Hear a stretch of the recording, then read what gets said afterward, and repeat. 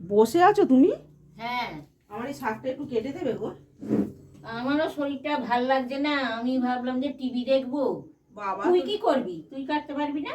আমার জ্বর এসেছে গো, গা হাত কামড়াচ্ছে, চোখ জ্বালাবে, নালে কি তোমায় বলতাম? আমি নিজেই কেটে নিতাম। তোর বাবা, আমি একটু টিভি দেখবো, সেও দেখতে পারবো আর না ওর তোর বাবাটাও জ্বালায়। তেমন, জিজ্ঞেস করবে না কিছু না, শাক ফাক নিয়ে এসে রেডি করবে, জানে যে আমার একা সব করতে হবে, জিজ্ঞেস করবে না। এই আমার এত গা হাত কামড়াচ্ছে, এসে আবার ওষুধ আনতে গেল।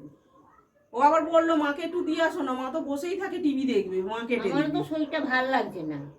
ঠিক আছে, রেখে যা, না না থাক, কাটবো। তোমার যখন শরীর ভালো লাগে না, টিভি দেখবে, অনেক ফ্যাশন, থাক, কাটতে হবে না। আর রেখে যা, কেটে দেবো। না না লাগবে না, থাক, আমি নিজেই কেটে নিতে পারবো বাবা, আমিই কেটে নেবো, থাক, কাউকে লাগবে না বাবা, কাটতে। তোকে কিছু বলতেও পারবো না।